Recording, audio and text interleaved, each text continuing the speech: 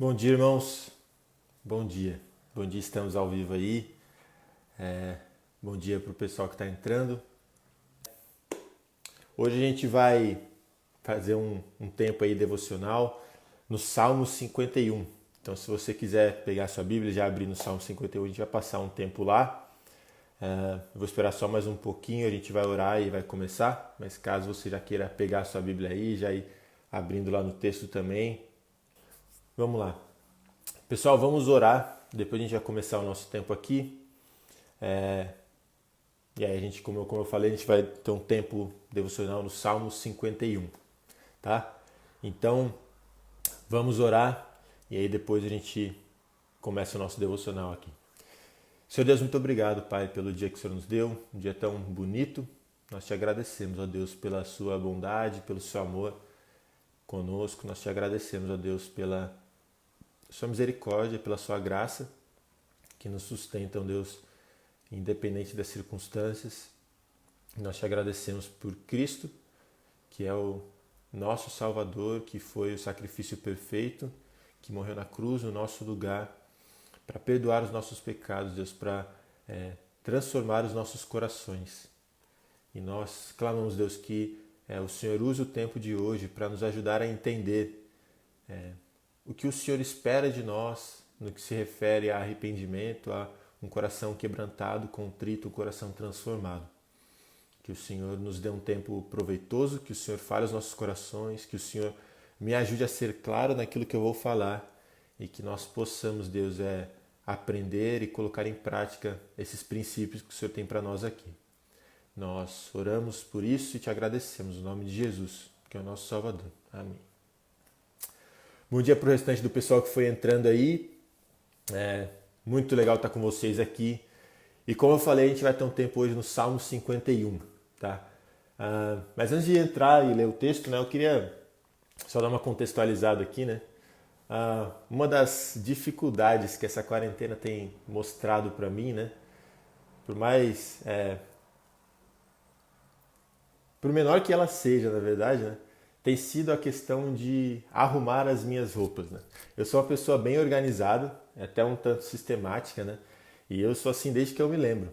Mas uma coisa que eu não gosto de organizar são as minhas roupas, né? Isso sempre foi assim. E tem um problema, porque assim, eu uso muita roupa, eu não gosto de ficar usando mais de uma vez a roupa sem lavar, por exemplo, né? E isso só se agravou agora durante a quarentena, porque toda vez que eu uso a roupa eu tenho que colocar para lavar, né? Então sempre tem muita roupa. E normalmente assim, elas ficam num puff que tem no meu quarto, né? Eu deixo lá em cima do puff, vai fazendo um monte de roupa e tudo mais e tal. Só que às vezes vem alguém em casa, e aí eu não quero que a pessoa veja esse monte de roupa, o que eu faço? Eu pego esse monte de roupa e eu jogo num canto dentro do guarda-roupa, fecho a porta e tá tudo certo. Só que é óbvio, e eu sei que é óbvio, né, que isso não resolve o problema. Isso não resolve o problema. Na verdade, né, isso disfarça mais ou menos ali o problema, me ajuda a manter uma certa imagem, né, mas não resolve. Na verdade, só piora, porque mais roupa vai chegando e se eu não arrumar aquela roupa, as coisas vão começar a se acumular, se acumular, se acumular. E alguma hora eu ou alguém vai abrir o guarda-roupa e vai ver aquele monte de roupa lá sem arrumar. Além do que eu começo a não conseguir encontrar algumas coisas que eu quero usar, né, e tal.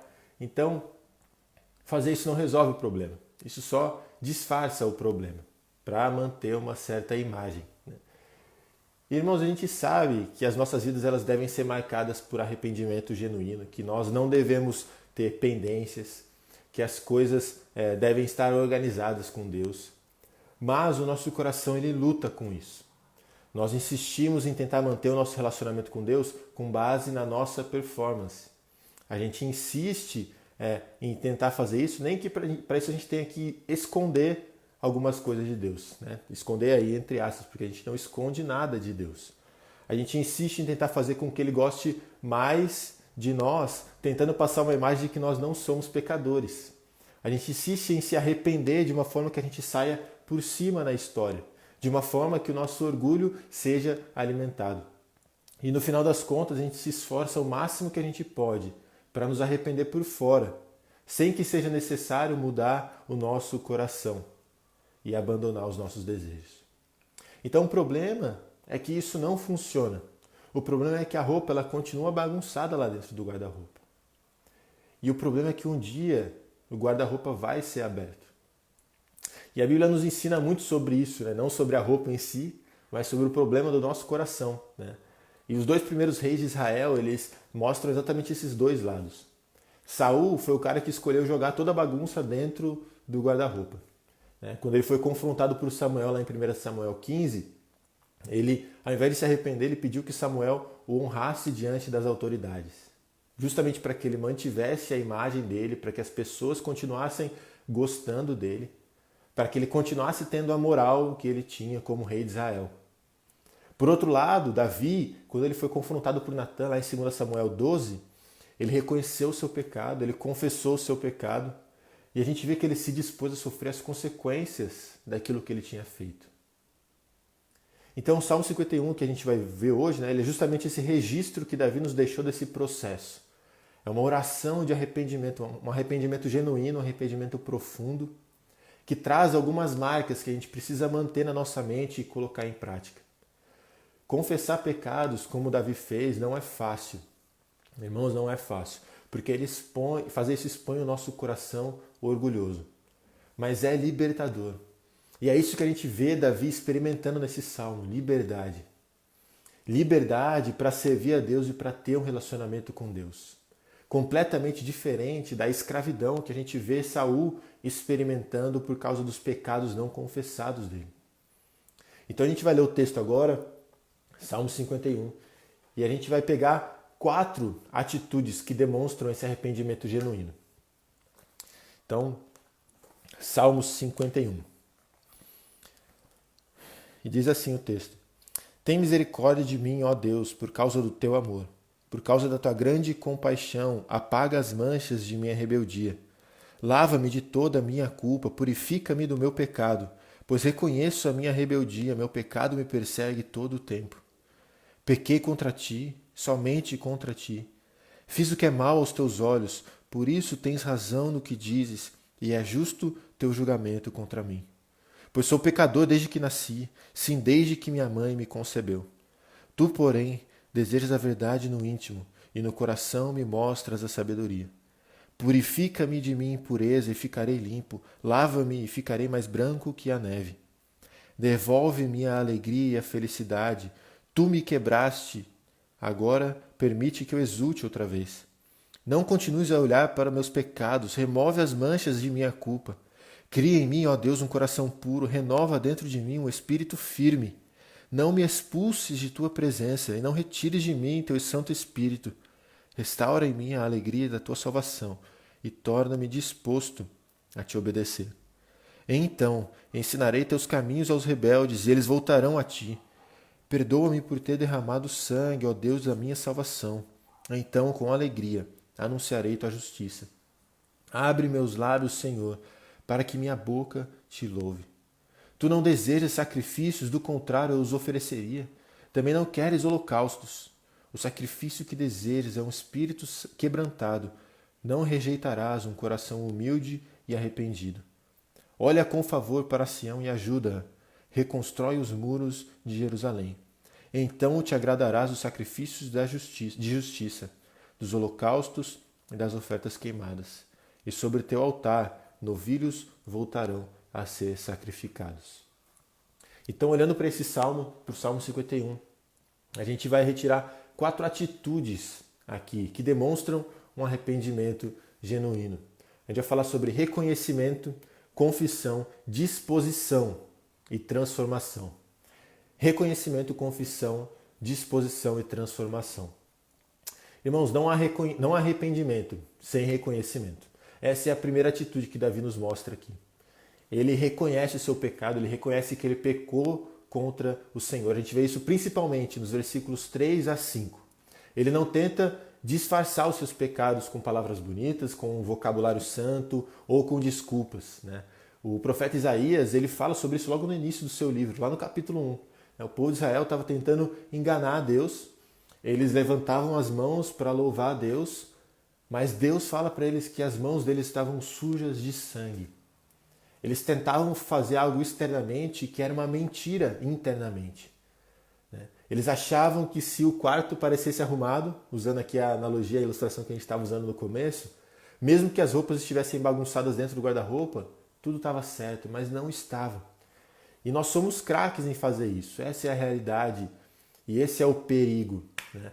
A gente inventa desculpas para não reconhecer o que nós fizemos, né? Isso não é tão ruim assim, fulano fez pior, cicrano me colocou nessa posição, ele me obrigou a fazer isso.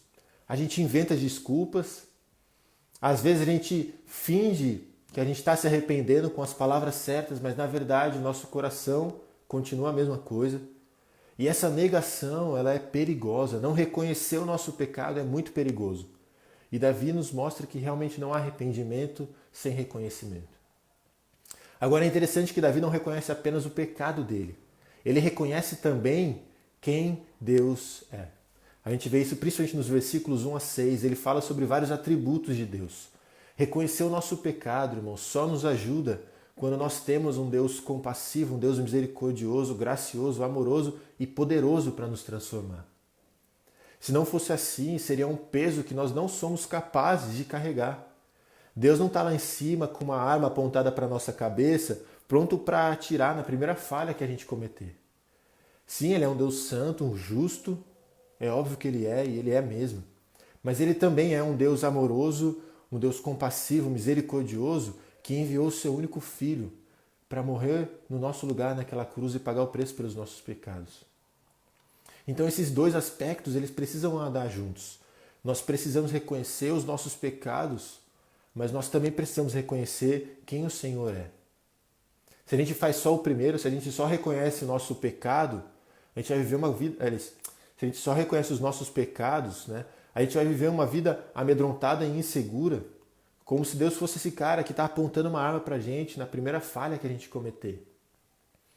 E se a gente reconhece só o amor, a graça, a misericórdia de Deus e deixa de olhar para o nosso pecado, para a justiça e para a santidade de Deus, a gente vai viver uma vida completamente torta, achando que Deus é só um nosso amiguinho, que a gente pode fazer o que a gente quiser e não tem problema. Então a gente vê que essas duas coisas elas precisam andar juntas. Nós reconhecemos o nosso pecado e isso é muito importante, mas tão importante quanto isso, e talvez mais importante, é reconhecer quem Deus é. Ele é o Deus que nos salva, que nos transforma, que perdoa os nossos pecados, um Deus santo, justo, mas que cumpriu a sua justiça e teve o sacrifício perfeito em Jesus Cristo. A segunda atitude que a gente vê que faz parte desse arrependimento genuíno é a confissão. Então, a gente reconhece o que a gente fez, a gente reconhece contra quem a gente fez, e aí a gente confessa os nossos pecados, nós confessamos o que nós fizemos. É interessante ver como Davi ele usa palavras diferentes para enfatizar o seu pecado. Ele fala sobre rebeldia, sobre culpa, sobre pecado, sobre impureza. Ele usa diversas palavras aqui, né? Ele confessa o seu pecado abertamente e sinceramente. As palavras de Davi elas são o externar daquilo que está no coração dele. Quando a gente lê o texto, a gente consegue sentir a sinceridade naquilo que Davi está falando para a gente. A gente consegue ver que ele de fato está arrependido por aquilo que ele fez. É diferente, por exemplo, do que a gente vê lá em Jonas capítulo 2, né? Onde Jonas ele parece apenas estar tentando assim, falar as palavras certas para sair de uma situação ruim que ele está. Né? Ele está dentro da barriga do peixe, ele quer sair daquela situação, então ele meio que tenta falar as palavras certas, a gente não vê nenhum tipo de reconhecimento lá, de confissão de pecados. A gente vê alguém que usa aquele igrejês, né? O evangeliquez ali, para sair de uma situação ruim. Mas o que a gente vê aqui no Salmo 51 é uma confissão sincera, uma confissão genuína, uma confissão aberta, que não se esconde, que não esconde o seu pecado, mas que confessa de fato a Deus aquilo que foi feito. Então uma marca, né, a segunda que a gente tem visto aqui desse arrependimento verdadeiro, é justamente essa confissão sincera e que vai além de simplesmente confessar as atitudes que foram feitas. Ela vai no nível do nosso coração, ela vê as nossas motivações. Então Davi ele mostra o coração dele ali. Ele mostra o coração dele ali. A terceira atitude que a gente vê de Davi é disposição. E aqui a gente vai ver de novo dois aspectos diferentes. Assim como a gente viu lá no reconhecimento, dois aspectos diferentes aqui também, né? Davi ele estava disposto a sofrer as consequências do que ele fez. A gente vê isso principalmente nos versículos 4 a 6. e ele estava disposto também a ser transformado, que a gente vê no versículo 1 e 2 e nos versículos 7 a 15. Ele diz que Deus será justo no que fizer, né? O nosso pecado ele pode trazer consequências, muitas vezes ele tem consequências e nós precisamos assumir a responsabilidade por aquilo que nós fizemos. Ao mesmo tempo, Davi também clama a Deus para purificá-lo, para lavá-lo, para restaurá-lo, para torná-lo disposto a obedecer. Então a gente vê Davi disposto a sofrer as consequências do seu pecado e também disposto a ser transformado por Deus. Davi clama a Deus que transforme o seu coração. E aqui a gente chega à última atitude que demonstra o arrependimento genuíno, que é transformação. Transformação. Agora tem algo aqui que o próprio salmista ele quer deixar claro para nós nos versos 16 a 19. Essa transformação, irmãos, ela não é simplesmente uma mudança de atitude, mas principalmente uma mudança profunda no nosso coração. Se a gente olhar os versos 16 e 19, eles são muito parecidos. Eu vou ler para os irmãos de novo aqui. Olha o verso 16, o que diz. Tu não desejas sacrifícios, do contrário, eu os ofereceria. Também não queres holocaustos. E aí no versículo 19, olha o que ele diz. Então te agradarás do sacrifício de justiça, dos holocaustos e das ofertas queimadas. E sobre o teu altar, novilhos voltarão a ser sacrificados. O que mudou aqui num espaço tão pequeno? Né? Uma hora Deus não quer os sacrifícios, não quer os holocaustos, mas depois ele diz que ele vai se agradar desses sacrifícios, desses holocaustos. O ponto, irmãos, é que tudo mudou aqui. E isso fica claro no verso 17. Olha o que diz o verso 17. O sacrifício que desejas é um espírito quebrantado. Não rejeitarás um coração humilde e arrependido. A mudança que a gente vê do verso 16 para o 19 é justamente a mudança no coração de Davi. Houve uma mudança profunda no coração de Davi. Ele não tinha mais um coração orgulhoso e obstinado, agora ele tinha um coração humilde, arrependido, contrito. Um coração que buscava Deus, um coração que amava Deus. E aqui, né, claro que às vezes esse arrependimento ele vai aparecer em forma de atitudes diferentes, né? Como Paulo diz lá em Efésios 4:25, né, aquele que não mentia, né, aquele que mentia não minta mais, mas fale a verdade. No verso 28 ele vai falar que aquele que roubava não deve roubar mais, ele deve trabalhar para ajudar os necessitados. Mas às vezes, as atitudes elas vão ser as mesmas e o que vai mudar é o nosso coração. Davi, né, nesse caso aqui, nos versículos 16 para 19, ele nos mostra que externamente aquilo parecia a mesma coisa, mas era algo completamente diferente por causa do coração dele que tinha sido transformado. Por exemplo, aqui, vou dar um exemplo, né, até pensando em algo da minha própria vida. Né? Eu posso estar tocando no louvor e fazer tudo perfeitamente com excelência, mas eu posso fazer isso para promover a minha própria imagem. Agora, o arrependimento nesse caso, ele não vai mudar necessariamente externamente a forma como eu toco, mas ele vai mudar tudo no meu coração. Eu não vou mais tocar para mim mesmo, eu vou tocar para Deus. Né? Então o que a gente vê, e isso mostra o quão grave a gente é nesse sentido, a gente é capaz inclusive de servir a Deus externamente, mas internamente servir a nós mesmos. É por isso que o arrependimento profundo ele acontece no nível do nosso coração. Por vezes, as nossas atitudes externas elas vão continuar as mesmas. Mas pode ser que o nosso coração seja completamente diferente. Né? Para as pessoas que têm filhos, às vezes o seu filho tem externamente te obedecido, mas você consegue dizer quando aquilo é mentira no coração dele. Eu lembro isso de várias vezes em situações que eu passei com os meus pais. Externamente eu fazia algo, mas meu coração lá dentro ele estava completamente torto. Às vezes eu obedecia os meus pais para ganhar um presente dos meus pais. Né? Às vezes eu obedecia só para não tomar uma varada. Pessoal, a gente é esperto, na verdade. Né? A gente às vezes faz as coisas certas, mas com as motivações erradas. E o que Davi está mostrando para a gente aqui é que nós precisamos de uma mudança profunda no nosso coração. uma mudança profunda no nosso coração. Então o arrependimento genuíno ele é marcado pela transformação do nosso coração. E a partir disso, as nossas atitudes serão diferentes. Serão diferentes. Ou iguais, mas com motivações diferentes. Então a transformação ela acontece principalmente e primeiramente no nível do nosso coração. Agora ainda assim, mesmo com tudo isso acontecendo nesse salmo, talvez o que mais me chame a atenção é o teor da oração de Davi aqui. Davi demonstra uma esperança incrível no poder transformador de Deus. E isso fica evidente em cada aspecto da oração. Ele orava essas coisas como alguém que crê naquilo que ele está orando. Como alguém que espera que Deus o transforme. Como alguém que confia no Deus que ele professa. Esse Deus misericordioso, gracioso, compassivo, justo, sábio, amoroso e poderoso. E irmãos, isso aqui é precioso e faz toda a diferença. As nossas orações, elas só têm poder porque elas são direcionadas a um Deus todo-poderoso. Porque elas são fundamentadas na obra suficiente e definitiva do Deus homem que morreu em nosso lugar. E porque elas são carregadas pelo Espírito de Deus que age poderosamente em nós. As nossas orações, elas só têm poder por causa disso. A esperança que Davi demonstrava era fundamentada nisso.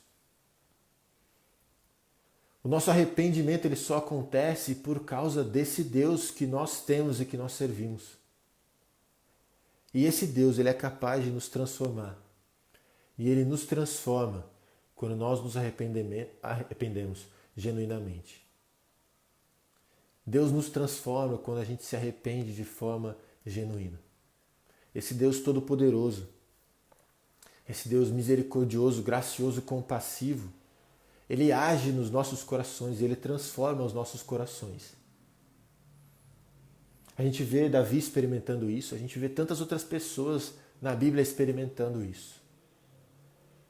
Então, irmãos, não vale a pena, por mais que a gente queira fazer isso, não vale a pena tentar esconder os nossos pecados.